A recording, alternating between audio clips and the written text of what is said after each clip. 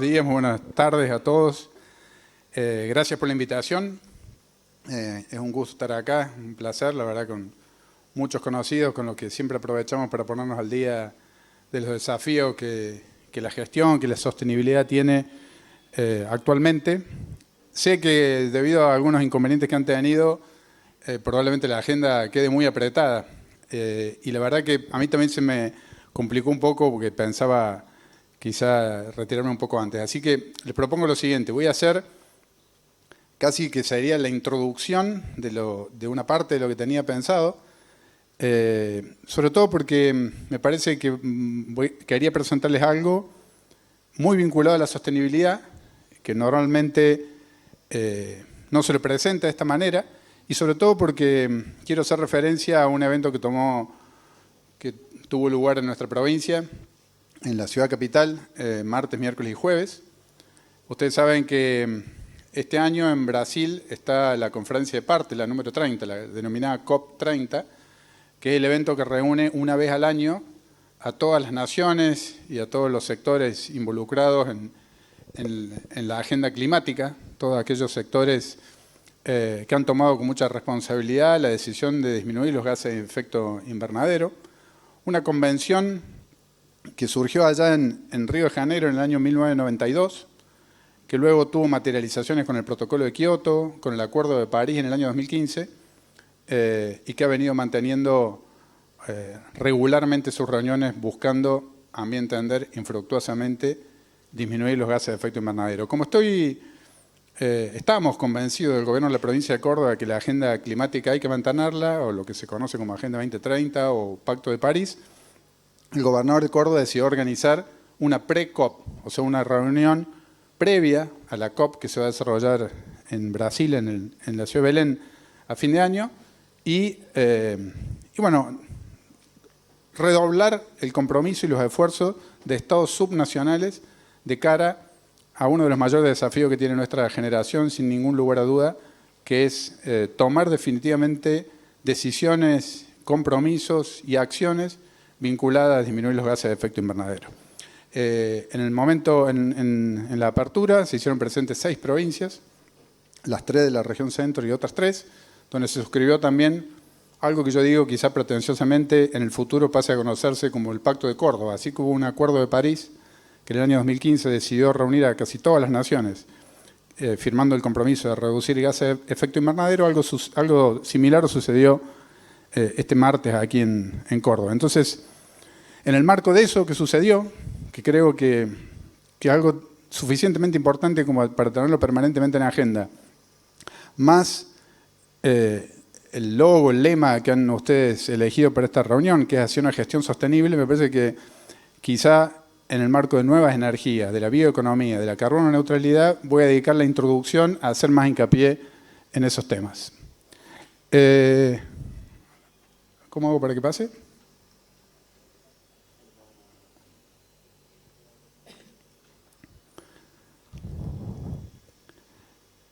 Por eso que voy a dedicar quizá una buena parte de la presentación. El título buscaba apuntar a los beneficios de la bioeconomía circular, los nuevos mercados energéticos que estamos creando en la provincia de Córdoba a los fines de asumir los desafíos de cara a la carbono neutralidad y de cara a la nueva gestión del sistema eléctrico nacional que la propia nación se ha impuesto con la publicación de los lineamientos que la Secretaría de Energía y CAMESA van a seguir de cara al futuro.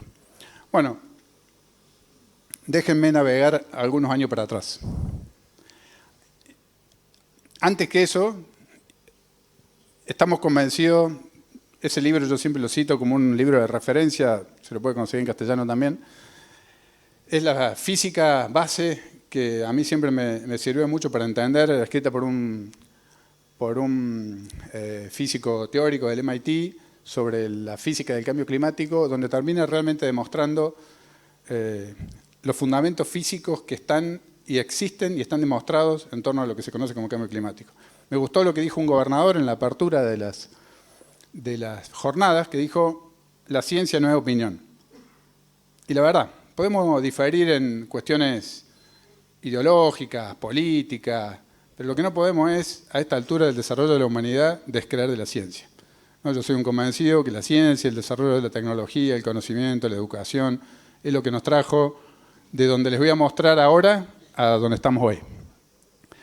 Si nosotros tomamos la historia de la Tierra en 24 horas, ¿no?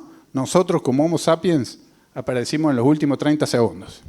Eso para que nos ubiquemos la ventanita de tiempo en donde nosotros estamos viviendo, muy chiquita, muy efímera respecto a todos los procesos que siguió la Tierra desde que se formó, 4.600 millones de años. En estos 4.600 millones de años, la atmósfera al principio no era la que conocemos hoy, era totalmente distinto, de hecho no tenía oxígeno, tenía abundancia de otros gases, pero no tenía oxígeno. Entre ellos uno de los gases que más dominaba la atmósfera era el dióxido de carbono. Más o menos a las 6 a.m. de la mañana, ¿no? Luego de las 6 horas de vida de estas 24 horas, empezaron a aparecer los primeros signos de vida, y los primeros signos de vida fueron trayendo también lo que se conoce como fotosíntesis oxigénica, que es algo maravilloso, a lo cual voy a hacer referencia después. Algo maravilloso porque buena parte de toda la energía que nosotros estamos consumiendo hoy nace de ese mecanismo básico. Un mecanismo que, fíjense, yo creo que siempre en el colegio nos lo enseñan mal. Es un mecanismo por el cual una célula viva toma gas de la atmósfera, ¿no? Y usando la energía del sol, agua y algunas cosas más, lo transforma en tejido vegetal. O sea, transforma un gas en un tejido vegetal. Es algo maravilloso, ¿no? Es la única manera masiva que hoy nosotros conocemos de disminuir y capturar el dióxido de carbono de la atmósfera. Bueno, se empieza a producir la fotosíntesis oxigénica, buena parte de la gran cantidad de dióxido de carbono que había en la atmósfera empieza a reducirse y empieza a aparecer el oxígeno, fruto de esa fotosíntesis, y como consecuencia de eso aparece la vida tal cual como nosotros después de muchos años, de muchos miles de millones de años, aparecemos en la Tierra. Esta es la evolución geológica, solamente para ver que aquellos que dicen, no, bueno, pero esto ya pasó alguna vez hizo calor, menos calor. Sí, pasaron muchas cosas. Dependiendo sustancialmente de la composición de gases de la atmósfera, la temperatura media global del planeta fue pasando por distintos escenarios, ¿no? Fíjense que había momentos en donde la Tierra tuvo una temperatura media entre 70 y 85 grados, más de 180 al principio, y dependiendo de la composición de gases y la evolución de esos gases en su concentración, hace más o menos unos 10 millones de años teníamos una concentración de 1.000 a 2.500 partes por millón de dióxido de carbono, muy alto, con temperatura promedio de la Tierra de 30 grados, y después, por un continuo proceso de oxigenación, empezó a disminuir la cantidad de dióxido de carbono. Hace muchos años, recuerden este valor, 300 partes por millón. 300 partes por millón es la concentración de dióxido de carbono existente en la atmósfera más o menos desde hace 1 millón de años a la fecha. De 1850 al presente, o fin del siglo XVIII al presente, empezamos a revertir esa situación y empezó a crecer la concentración de dióxido de carbono. ¿Qué implica la concentración? Bueno, acá les voy a mostrar cómo fue evolucionando. Si tomamos más o menos el último millón de años, la concentración de dióxido de carbono fue fluctuando, pero como les decía, nunca pasó de 300 partes por millón. Si abrimos esta ventanita y nos venimos más cerca, vamos a descubrir un pico muy cercano al día de hoy, que si lo abrimos un poco más, nos da que a partir del fin del siglo XVIII empieza a crecer, en el siglo XIX ese crecimiento se acelera y nosotros estamos hoy aquí. Fíjense, yo puse ahí la fecha que yo nací, el 19 de abril de 62, la concentración media esto está medido, ¿no? Medido en el observatorio de Mauna Loa de Hawái, que empezó a medir en el año 1958, marcaba 318 partes por millón. Acuérdense, 300 hacía 1 millón que no superábamos 300 partes por millón. En el año 62, 1968, pasamos a 318. Esta semana, el día en que se hizo la cumbre que les mencionaba recién, ya estaba en 429 partes por millón, o sea, un 35% más solamente en el tiempo de vida mío, ¿no? Eso nos habla de un fenómeno muy complejo, que solamente para tomar la dimensión yo siempre lo comparo con otros planetas del sistema solar. Fíjense que Venus y la Tierra son planetas muy similares en su distancia al Sol. Venus está un poco más cerca, pero tampoco no explica la diferencia de temperatura. En su diámetro, en su densidad. Se nos conoce como planetas gemelos, con una única particularidad, que Venus gira en sentido contrario a la Tierra, alrededor de su eje, y se traslada mucho más lento. Con lo cual, un día es más largo que un año. La composición de la atmósfera es totalmente distinta. Si nosotros no tuviéramos atmósfera en ningún planeta, la temperatura de la Tierra sería 17 grados bajo cero. Si no hubiera atmósfera, en ausencia total de atmósfera, que la atmósfera funciona como una especie de manta, ¿no? Físicamente no es exactamente muy apropiado, pero es como una manta, porque el Sol, que es la fuente de energía que tenemos en el sistema solar, irradia energía que impacta en la Tierra, parte se absorbe, parte se refleja. Si la atmósfera no existiera, lo que se refleja se va, ¿no? Bueno, la atmósfera retiene eso que normalmente se reflejaría. Cuando hay mucho gas, retiene mucho calor. Cuando hay menos gas de efecto invernadero, retiene menos. En Venus, la concentración de dióxido de carbono es muy alta y la temperatura media es de 460 grados. O sea, en Venus el plomo es líquido, ¿no? Obviamente es un extremo. Nosotros tenemos 15 grados de temperatura media, o sea, más o menos 30 grados por encima de la que tendríamos en la Tierra sin atmósfera. Y lo que quiero mostrar con esto es la sensibilidad que tiene a la temperatura media que rige en cada planeta respecto a la concentración de gases de efecto invernadero, conocidos con ese nombre, que hay en cada una de las atmósferas de cada planeta. Bueno, la correlación entre incremento en la concentración de dióxido de carbono con el incremento de la temperatura media global del planeta, ustedes lo pueden ver ahí, ¿no? O sea, la temperatura media de todo nuestro planeta Tierra se está incrementando debido a que se incrementa la concentración de estos gases, que son aquellos que de alguna manera son una colcha que funciona mejor y retienen más el calor que de otra manera se iría fuera del planeta Tierra. Esto es lo que se conoce como presupuesto de carbono, budget de carbono. O sea, esta es la cantidad de gigatoneladas de dióxido de carbono que ya hay en la atmósfera, ¿no? Y esta porción es la que nos faltaría de emitir si no queremos que la temperatura se eleve 1,5 grados promedio respecto a la era preindustrial. Esta, de nuevo, es la que hay. Esta es lo que nos faltaría si no queremos que se eleve más de 1,7 en promedio.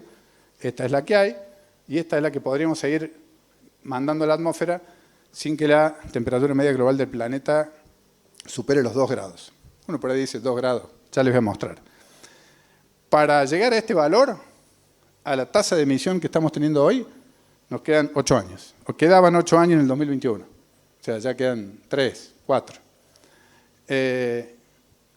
Para llegar a esta 1,7 grados, a la tasa que vamos emitiendo, nos quedan 17 años. Y para llegar a 2 grados, quedaban 29 años. O sea, nos estamos acercando de una manera acelerada a emitir gases de efecto invernadero que se acumulan en la atmósfera y afectan decididamente la temperatura media global. ¿Qué implica incrementar la temperatura media global? Bueno, de acuerdo a cómo sigamos nosotros emitiendo hasta el año 2100, hay distintos modelos de simulación numérica hechos por el Panel Intergubernamental de Cambio Climático que nos dice a dónde va a llevar la temperatura media. Nosotros creíamos que íbamos a ir por este camino, reduciendo emisiones y que la temperatura no iba a superar 1,5 grados. Ya este camino está casi abandonado. Estamos yendo más cerca del segundo, que va a llevar la temperatura probablemente a exceder 2 grados. Y si nosotros no hacemos absolutamente nada y seguimos como si no pasara nada, la curva violeta de arriba dice que vamos a poder llegar a una temperatura media global del planeta a fin de siglo supera los 4 grados por arriba de la era preindustrial. Solamente para marcar efectos, cada grado de aumento de la temperatura aumenta la retención de vapor de agua en la atmósfera.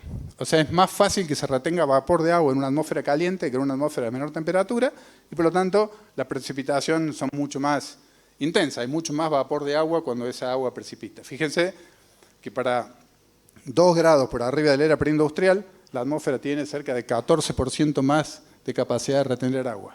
Si nos vamos a 4 grados, tiene como 30% más capacidad de retener agua. Como si eso fuera poco, cuando uno habla de una temperatura promedio, por ejemplo, cuando uno habla de temperatura promedio de 2 grados, en realidad las variaciones que hay a lo largo del planeta son muy variadas.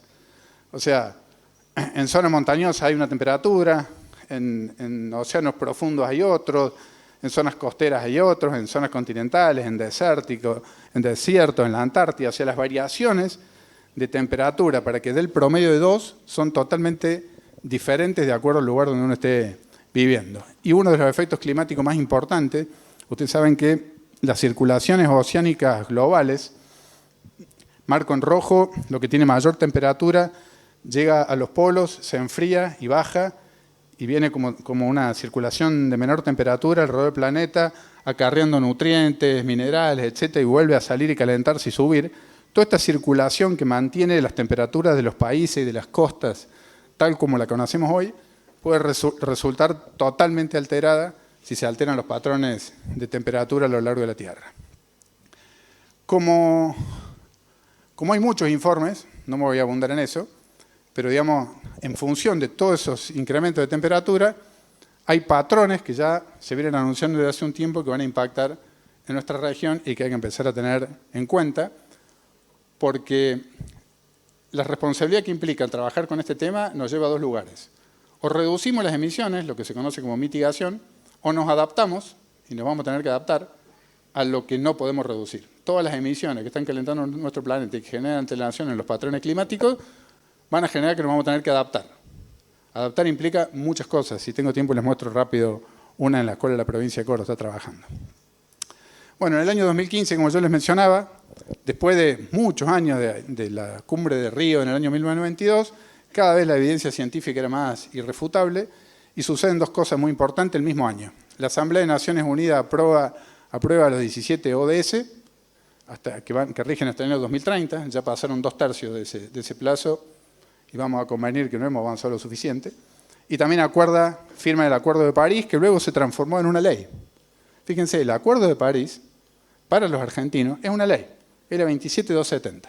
Como si eso fuera poco, también tenemos una ley de presupuestos mínimos de cambio climático. Pero como nosotros estamos acostumbrados a que las leyes no existen, si quiero la cumplo, si no quiero no la cumplo. Digamos. No importa si se firmó el pacto, no se firmó, si hay ley, no hay ley. Es una ley. Y una ley que tiene todo este basamento y solidez científica que yo les muestro. A nivel global, muy rápido, a nivel global probablemente, y eso se habló mucho en la cumbre de estos días, esto implica un nuevo posicionamiento geopolítico de los países. Ustedes saben que el contar con petróleo o no contar con petróleo durante el último siglo y medio fue determinante para el poder económico, militar, a nivel internacional, y probablemente si ese poder empieza a flaquear, no solo porque querramos combatir el cambio climático, sino porque, yo ahora voy a hablar sobre esto, todos estos recursos son finitos, ¿no? En el cuadro que mostré al principio, quizá no hice énfasis en eso, pero los combustibles fósiles se formaron hace millones de años. Es algo curioso, porque la misma fotosíntesis que generó materia orgánica hace miles de millones de años, bajo proceso de presión y temperatura, transformó la Tierra, esa materia orgánica, en combustibles fósiles, ¿no? Son combustibles fósiles, de nuevo, de materia orgánica, transformada a partir de carbono de la atmósfera durante muchos años, o sea, carbono de la atmósfera, que se bajó a materia orgánica, que con procesos de presión y temperatura terminaron en combustibles fósiles durante millones de años, que nosotros estamos liberando en 100 años, 150 años. O sea, el carbono que la fotosíntesis capturó durante millones de años, nosotros lo estamos liberando en cientos de años. Esos combustibles fósiles, al margen de volver el carbono a la atmósfera y generar este cambio climático, son finitos.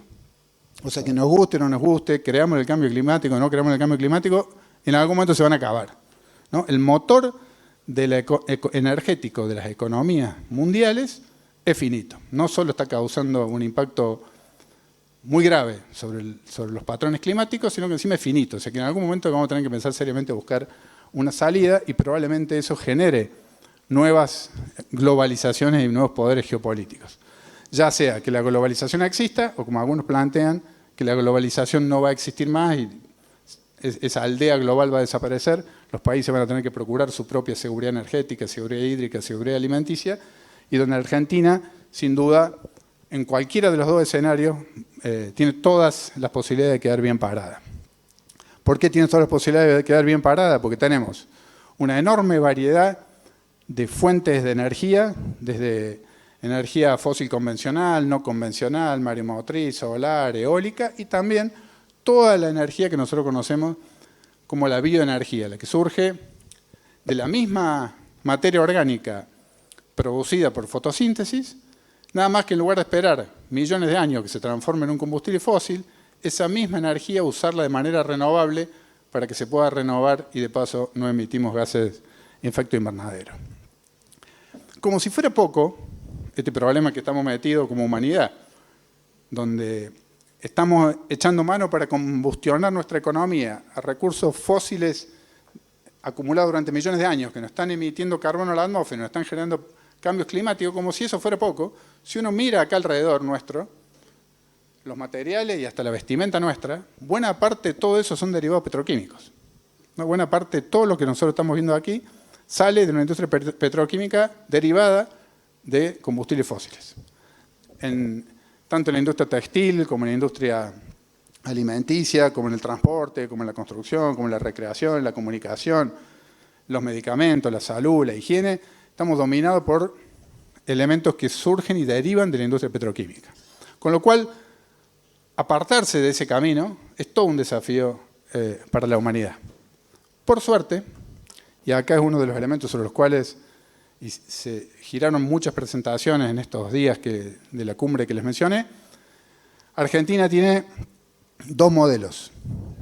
El modelo Vaca Muerta, un yacimiento de recursos fósiles que surgen como consecuencia, de nuevo, de la generación fotosintética de materia orgánica que durante millones de años, bajo proceso de presión y temperatura, se transformó en un recurso fósil finito, Vaca Muerta, una enorme reserva de gas y petróleo no convencional, y también tenemos un enorme yacimiento de capital natural, renovable, también de base fotosintética, que nos provee una alternativa complementaria que como mínimo podemos usar para transicionar de donde estamos hoy, que es acá, simbólicamente, a donde creemos que hay que estar en una transición que sea no solo energética, sino también económica. ¿Eso qué implica? Que los mismos materiales que antes salían de un proceso de transformación petroquímica a todos lo que yo mencioné recién, que usamos habitualmente en nuestra vida cotidiana, los mismos elementos puedan surgir de una biorefinería.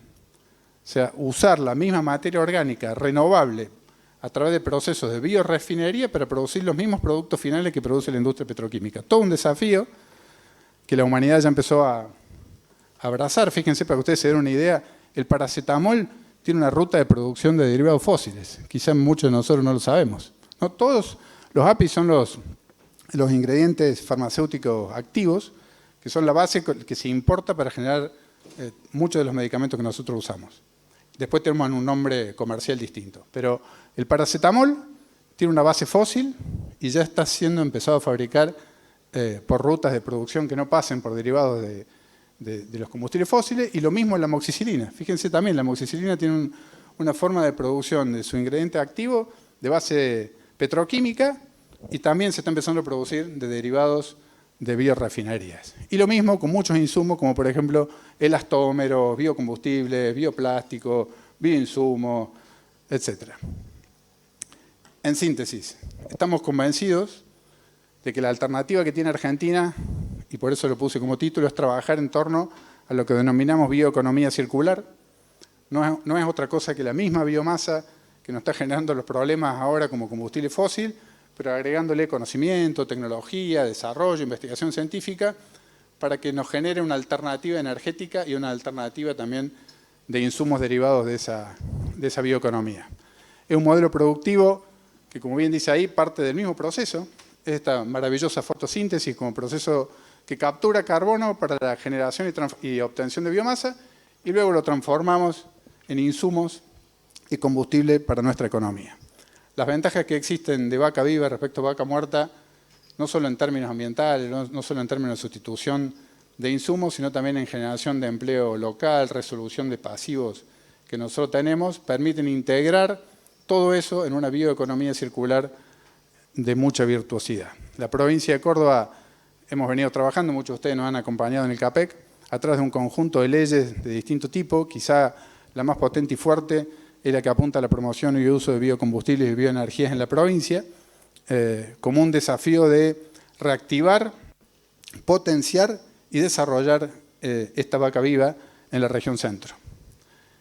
Hace un tiempo ya, desde el CAPEC, desde el Consejo Asesor de Política Energética de Córdoba, en el año 18 trazamos una agenda de cara al 2050 que nos decidimos trabajar en torno a la generación distribuida y generación distribuida comunitaria, la eficiencia energética y las bioenergías, asegurando para Córdoba un futuro de energía confiable, seguro, inclusivo, competitivo y sostenible.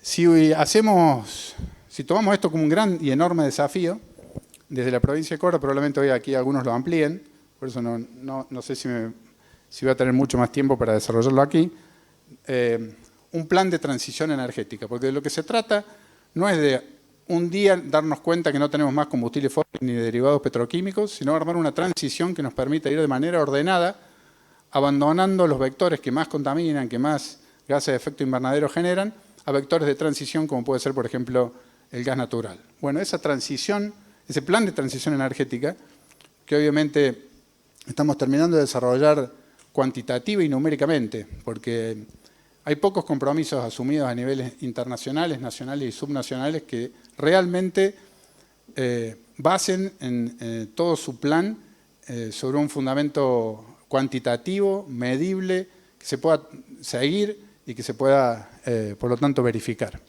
Para hacer eso, lo primero que necesitamos es medir la huella de carbono. ¿Qué implica medir la huella de carbono? Ustedes lo habrán escuchado más de una vez. Bueno, medir la huella de carbono básicamente es medir cuánto emitimos nosotros de gases de efecto invernadero con nuestra actividad personal, comercial, industrial.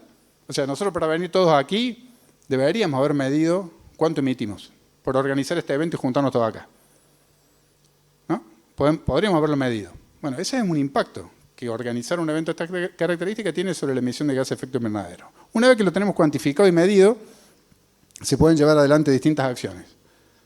Reducir las emisiones, proponernos ver cómo hacemos para mitigarlo, con distintos tipos de acciones, hacerlo más eficiente al uso de esas energías y todo lo que no se pueda mitigar, compensar la huella. Ustedes habrán visto que la provincia de Córdoba fue la única provincia hasta ahora que desarrolló 2 subastas electrónicas de crédito de carbono que permitían justamente hacer eso, compensar la huella que uno no pudo mitigar. Esta suma y resta nos tiene que llevar, para algún año que lo decidamos hacer, a la carbono neutralidad. Carbono neutralidad, ¿qué quiere decir? Que las emisiones netas de dióxido de carbono que impactan sobre el clima las hayamos anulado. Hay distintas maneras de calcular la huella, no me voy a detener en esto, pero básicamente hay 3 alcances. El alcance 1, que es las emisiones directas que uno hace con su actividad. El alcance 2, básicamente, uno lo podría reducir a la energía que consume en la red, que ya viene con una matriz de carbono asociada. El alcance 2 y el alcance 3 son todos aquellos proveedores, subproductos, etcétera, que uno compra y que vienen con una huella de carbono ya añadida. Uno, por ejemplo, cuando en la cumbre de estos días hubo una muy interesante presentación de gente del INTA, demostrando cómo los productos nuestros que queremos colocar en mercados extranjeros están muy asociados y lo van a estar cada vez más a que sea traqueable, a que haya trazabilidad en la huella de carbono que un producto tiene. Por ejemplo, la carne de un frigorífico argentino que está exportando tiene 20% menos de huella de carbono, o sea, emite 20% menos de gas de efecto invernadero que una carne alternativa que viene de otros mercados que se están colocando hoy en Europa. Esas ventajas competitivas de lograr emisiones reducidas respecto a productos alternativos es lo que va a generar la diferencia también en mercados internacionales. ¿Qué hicimos entonces? Calculamos la huella de carbono de Córdoba. Todas las actividades que se desarrollan en la provincia, todas, absolutamente todas, hoy estamos emitiendo, fíjense, casi 30 millones de toneladas de dióxido de carbono por año, ¿no? Si separamos únicamente de las que nos vinculan a los que estamos aquí, lo que se conoce como energía estacionaria y el transporte, es el 48% de todas las emisiones. O sea, si nos vamos a concentrar en lo que es el métier nuestro, y en particular el métier del Ministerio, el 48% de todas las emisiones de la provincia están asociadas a la energía, ¿no? Asociadas a distintos usos de la energía. En lo que es energía estacionaria, 29% de las emisiones viene de la red eléctrica, 71% del uso de gas natural. En lo que hace al transporte, un poco de GNC, mucho de diésel y un poco de nafta. Si nosotros queremos trabajar seriamente, hay que medir cada una de los impactos que todo esto tiene en las distintas actividades residencial, comercial, industrial, de generación de energía, de transporte, de uso de nafta fósil, etcétera, y diseñar un plan que podamos verificar y seguir. Esta es la curva a la cual nos estamos refiriendo. O sea, hoy estamos parados acá, hoy en materia energética emitimos el 48% de 30 millones de toneladas más o menos, que son 14,7, año 2025, hoy estamos acá.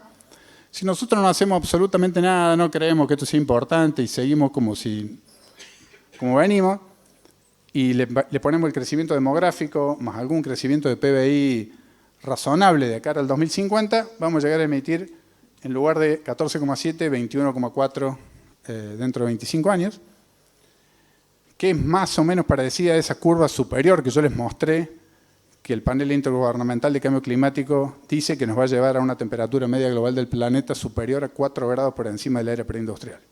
Como no queremos ir ahí, como queremos ir a un escenario un poco mejor que ese, lo ideal sería, lo que la mayoría del mundo está planeando es ir a la carbono neutralidad al año 2050, o sea, bajar esta curva de emisiones, en lugar de que siga creciendo, tomar el punto de hoy y bajarla por la curva de trazos verde hasta el 2050, con algún tipo de recorrido acordado entre todas las partes,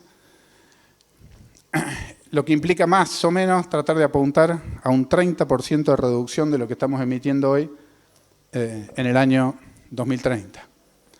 Todo ese esfuerzo, fíjense, todo ese esfuerzo que habría que hacer para llegar a la carbono neutralidad en el año 2050 implica abatir, mediante distintos tipos de acciones, 310 millones de toneladas de dióxido de carbono. Es muchísimo. Es muy mucho. Pero en ese desafío estamos. Y el desafío que nos hemos planteado y que queremos empezar a desarrollar cada vez con mayor firmeza luego de la firma de este acuerdo subnacional aquí en Córdoba y como para presentarlo en la COP número 30 que se va a desarrollar en Brasil, es ver cómo a través de distintas acciones de generar energía limpia, de usar Smart Grid, de usar energía estacionaria limpia, de otras acciones, de trabajar fuertemente sobre la movilidad sustentable y la compensación, nosotros podemos trazar un escenario de alcanzar esos objetivos. No lo voy a mencionar aquí a cada uno de ellos. Uno, quizá el que más nos convoca a todos los que estamos acá, es ir al año 2030 con algo que hemos, el nombre tómenlo como algo provisorio, pero hemos casi que acordado en llamarlo Apolo 800. ¿Qué es Apolo y qué es 800? 800 son 800 megavatios de energía renovable nuevas en la provincia de Córdoba, de cara al 2030. ¿Y Apolo qué es? Apolo es, no sé si alguna vez ustedes escucharon el discurso de Kennedy en la Universidad de Rice en Estados Unidos, en Houston, en el año 1962. En aquel momento el presidente de Estados Unidos dijo, a fin de la década vamos a llegar a la Luna y vamos a tener un hombre salvo de vuelta sano y salvo, sin saber cómo lo vamos a hacer. O sea, planteó el desafío de que había que poner un hombre en la Luna al fin de la década y traerlo, y no tenía las respuestas. Eso se llama, pasó a ser tratado después en muchos órdenes, sobre todo en órdenes económicos, como un moonshot, o sea, un disparo a la Luna, algo que, mira, yo quiero estar allá, pero si me preguntan a mí cómo hacerlo, no sé. Justamente el desafío es desarrollar todo lo que hace falta hacer para llegar allá. O sea, tenemos que poner un nombre a la Luna, pero las aleaciones no la tenés, no, la telecomunicación no, tampoco. No, nada, no sé nada, pero mi objetivo es poner un nombre a la Luna, porque creo que hay que poner un nombre a la Luna. Bueno, esto es más o menos. Nosotros creemos que tenemos que llevar a 800 megavatios de energía renovable. El camino es difícil, el desafío es muy grande, sobre todo si yo les cuento que en 6 años, como van a ver ahora, pasamos de 0 a 25 megavatios de generación distribuida en Córdoba, y me dicen, che, en los próximos 5 años querés llegar a 800, está difícil el camino. Bueno, yo creo que lo vamos a pasar. Se lo digo con total sinceridad y si quieren después yo o alguno de los que seguro del equipo van a hablar, van a demostrar por qué. Fíjense, en el año 2019, cuando arrancó la ley de generación distribuida, esto es un artículo copiado en un diario, Córdoba ya picaba en punta con la cantidad de interesados en participar del programa de generación distribuida y gracias a todos los que están aquí, sobre todo a todos los del sector privado, porque estas inversiones no las hizo el Estado provincial, hoy estamos acá. Pasamos a tener 1.153, este es el último informe de mayo, 1.153 generadores con una potencia de 25 megavatios, 241 trámites en curso por 8 mega más, y Córdoba sigue liderando, después de 6 años, sigue liderando con el 34% toda la inversión en generación distribuida del país. O sea, 1 de cada 3 megavatios que se instalan en Argentina se instala en Córdoba. Ese es un camino prometedor que nos ha logrado poner liderando estos programas de generación renovable y distribuida a lo largo de muchos años, pero queremos poner un desafío mucho más potente. Fíjense, esta es la torta de distribución de participaciones. Estos somos todos nosotros los cordobeses, muy atrás vienen las otras provincias, y como creemos que eso no es suficiente, queremos ir por mucho más. 25 no es nada, queremos ir a 800. Tenemos muchos casos de éxito, de inversiones privadas atrás de este tipo de generaciones distribuidas nuevas, como la generación distribuida que hizo Biofarma como un generador distribuido de biogás. Nosotros sacamos resoluciones que promueven, y aquí lo estábamos hablando recién con la cooperativa de morteros también, promueven y facilitan la posibilidad de que aquellos que generan residuos orgánicos firmen convenio o contratos con aquellos que deciden poner plantas de tratamiento de esos residuos orgánicos a través de biodigestores, y el que los recibe le pueda firmar un certificado de disposición final de los residuos de manera que cumplan totalmente con la ley. Que un inversor privado que quiere poner un feedlot no tenga que preocuparse cómo trata los residuos, sino dedicarse al core del negocio de él, y los residuos viene alguien, se los busca, los lleva y lo transforma en derivados bioenergéticos. Hay muchos de estos ejemplos en la provincia. Un ejemplo emblemático que también nos inspiró mucho es la planta de tratamiento de líquidos cloacales de Córdoba, capital, donde ustedes ven los biodigestores propios del tratamiento de los líquidos cloacales.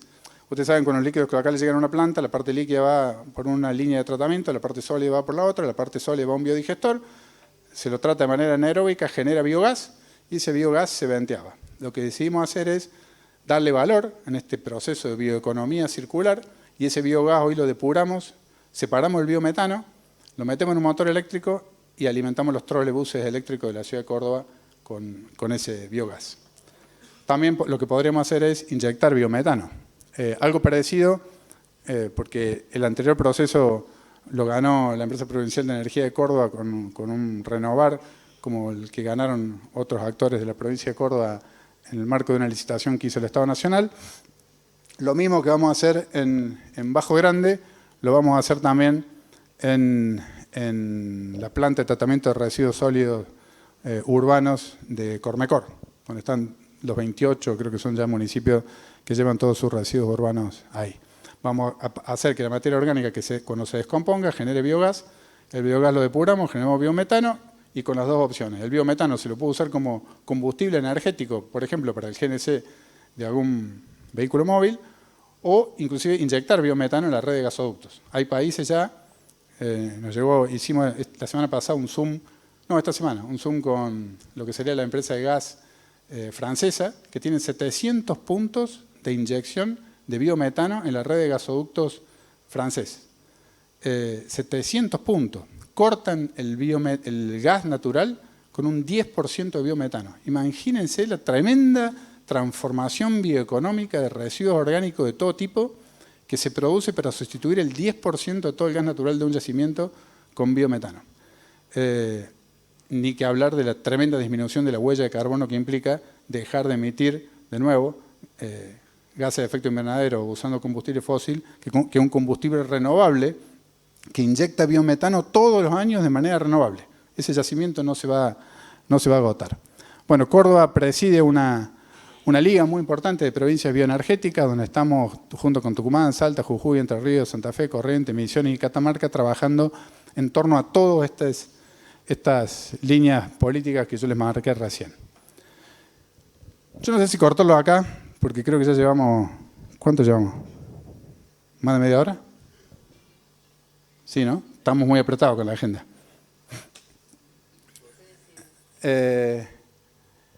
A ver, simplemente voy a pasar algunas placas entonces rápido para mostrarles, en base a la importancia de trabajar fuertemente con un compromiso climático, ni siquiera diría de cara a nosotros, de cara a que cuando volvamos nuestra casa y miremos a nuestros chicos, estemos convencidos que le vamos a dejar un planeta como mínimo igual al que recibimos. Ese compromiso intergeneracional que nos lleva a trabajar para mitigar el cambio climático se traduce en apuntalar procesos bioeconómicos en la provincia y obviamente en generar, a partir de lo que el Estado Nacional tomó como decisión respecto al rol que va a jugar la Secretaría de Energía y CAMESA en el futuro, a desarrollar en la provincia de Córdoba nuevas posibilidades de mercados energéticos en donde la energía sea también un objeto de inversión rentable y atractiva para muchos recursos que estamos seguros que en la provincia van a existir. Yo soy un convencido que no puede tardar mucho tiempo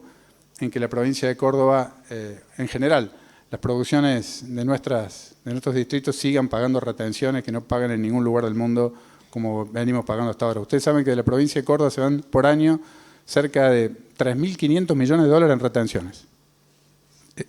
3.500 millones de dólares. Yo a veces lo comparo, porque algunos dicen 3.500 millones de dólares, poco, mucho. Es plata que no está en manos del gobierno, es plata que está en manos de los productores, de ustedes. Bueno, 3.500 millones de dólares, para ponerlo en escala, toda la gasificación, todos los 3.000 kilómetros de gasoductos troncales que se ejecutaron en la provincia de Córdoba, que hoy permiten inyectar biometano en el interior de la provincia, porque es la única provincia que tenemos gasificado el 92% del territorio, toda esa inversión de 3.000 kilómetros de gasoducto demandó 1.000 millones de dólares, ejecutada en 2 años y medio. Imagínense 3.500 millones de dólares por año. Nosotros estamos padeciendo la falta de GNC, porque no hay una inversión que una, por ejemplo, la planta Tratayén en Añelo con la Carlota, un gasoducto que debe costar 700 millones de dólares. Nosotros a veces sufrimos problemas como los que hubo el domingo pasado. Ustedes lo habrán sufrido, capaz que alguno de ustedes que salió Garabí y hubo que recortar algunos escalones de suministro de energía en la provincia.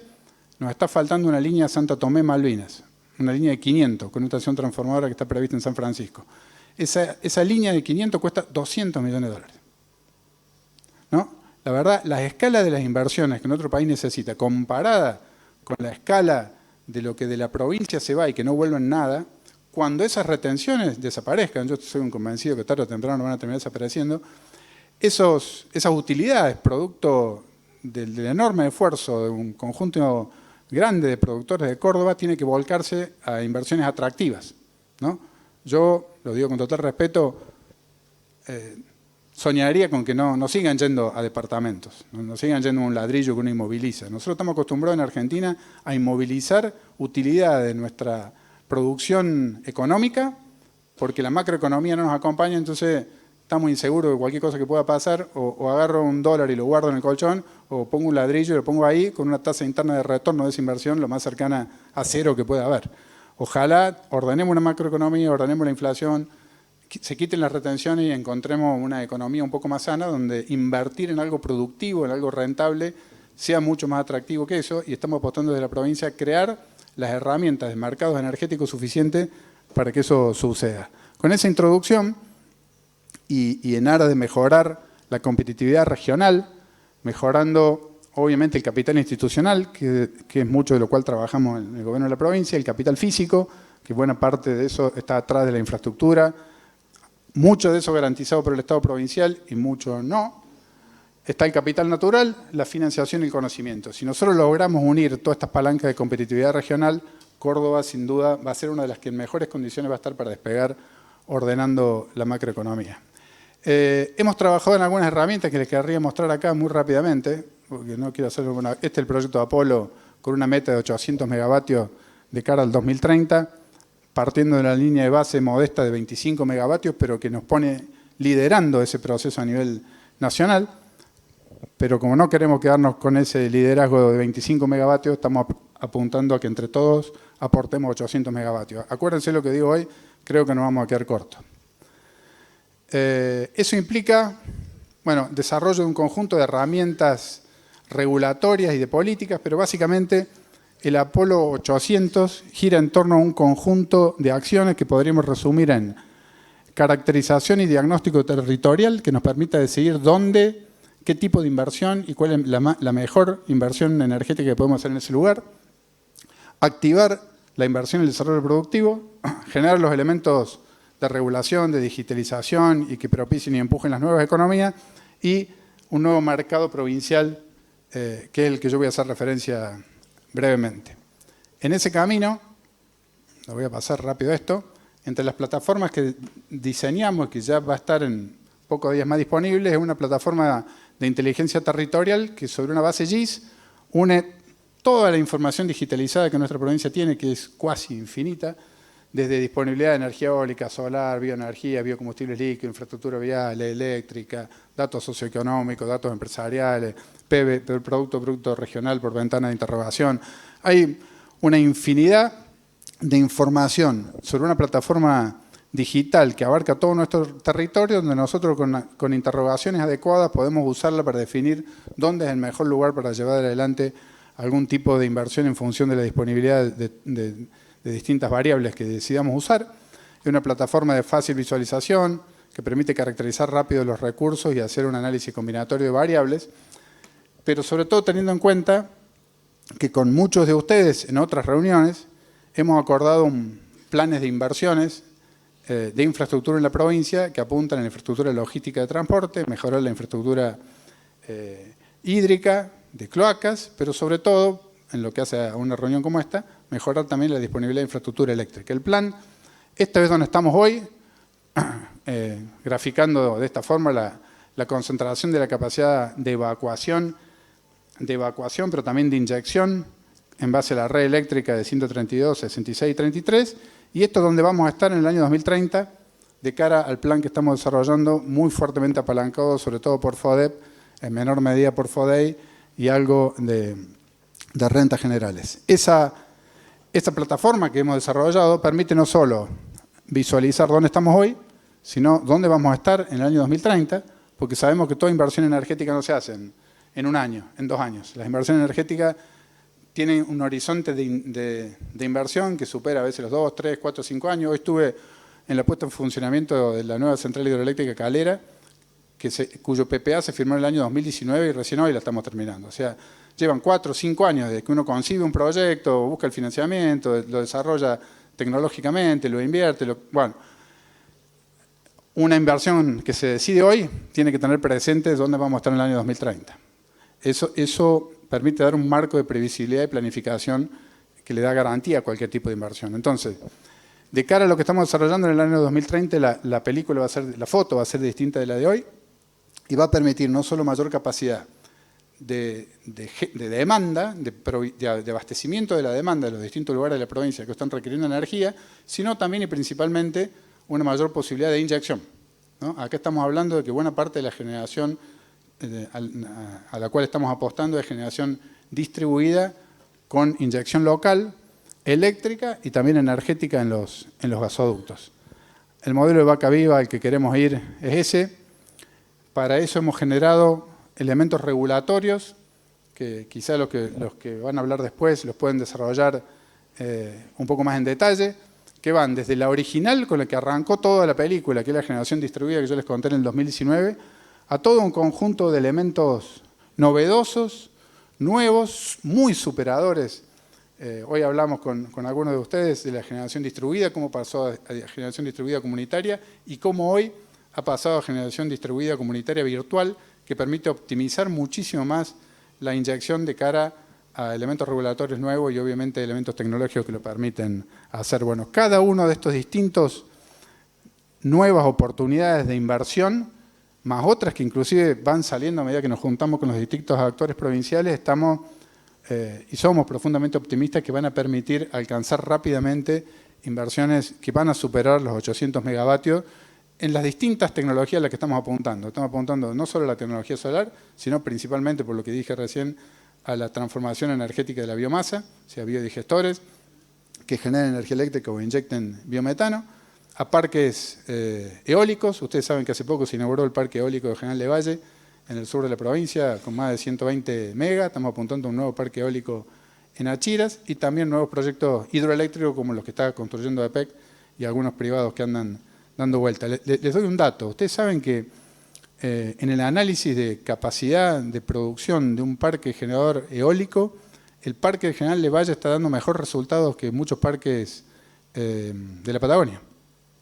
En la Patagonia los vientos son más fuertes, pero tienen menor duración que los que tienen los vientos en nuestro sur, con lo cual los aerogeneradores obviamente generan quizá a menor velocidad, pero durante más tiempo, y además están en una región, en una provincia que tiene infraestructura eléctrica como para hacer la inyección, cosa que a veces en lugares más remotos en otros países eso no existe.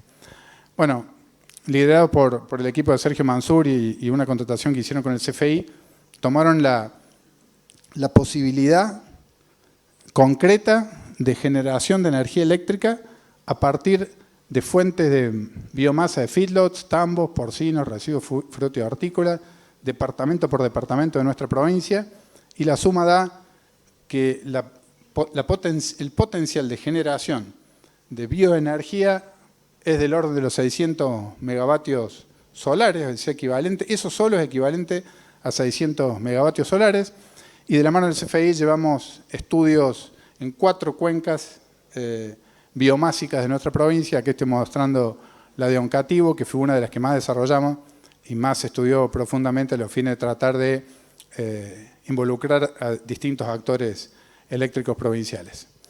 Esta es la placa con que yo pensaba terminar. La interferencia humana, la acción antropogénica, como hemos visto, está impactando en nuestro clima, está impactando en la emisión de gases de efecto invernadero, está generando lo que se conoce como cambio climático. Esos impactos generan consecuencias negativas y vulnerabilidades de sistemas ecológicos, pero también de sistemas socioeconómicos. La respuesta ante esa problemática es de 2 tipos. Mitigación, que es de lo que he venido hablando hasta ahora, o sea, llevar adelante todas las políticas públicas en conjunto con el sector privado y el sector del conocimiento para poner todo el conocimiento del Homo sapiens desarrollado en 1.000.000 de años que estamos sobre la Tierra para ver cómo resolver un problema que estamos generando nosotros. Yo soy optimista que lo vamos a encontrar, que vamos a mitigar mucho de lo que hoy estamos emitiendo. Pero todo lo que no podamos mitigar, todo eso que yo mostré en un gráfico de torta al principio, que es dióxido de carbono que ya está acumulado en la atmósfera, no solo ya generó, sino que va a generar en el futuro, por los tiempos largos de respuesta que tiene el clima, consecuencias futuras, y entonces va a haber que tomar medidas de adaptación. El gobierno de la provincia de Córdoba está trabajando tanto en la mitigación como en la adaptación, y entendemos que atrás de todo esto hay enormes desafíos y oportunidades en tanto los sepamos aprovechar y sepamos trabajar en conjunto. ¿Lo puedo terminar acá o si me dan 5 minutos más? 5 minutos más. 5 minutos más. Como verán, nos apasiona este tema. Quiero tocar algo que no tiene que ver necesariamente con lo energético, y sí tiene que ver con algo que a veces no ha sido debidamente presentado, y es este acueducto interprovincial que estamos construyendo para traer agua potabilizada del río Paraná. Ustedes me dicen, ¿y qué tiene que ver esto con lo que venimos hablando hasta ahora? Bueno, no es un acueducto, ¿no? Es una medida que cuando buscamos financiamiento en el extranjero, nos decidieron financiarlo por esto, porque es una medida de adaptación al cambio climático. La cuenca del Plata, que es la cuenca que termina drenando a través del río de la Plata y del río Uruguay, es una de las más grandes del mundo, la 5ª más grande en el mundo, la 2ª en Sudamérica, tiene un impacto muy importante en la generación hidroeléctrica en nuestro país, bueno, muchos kilómetros cuadrados de humedales, el 85% de todo el caudal que tiene nuestra República Argentina drena a través de la cuenca del Plata y va al río de la Plata.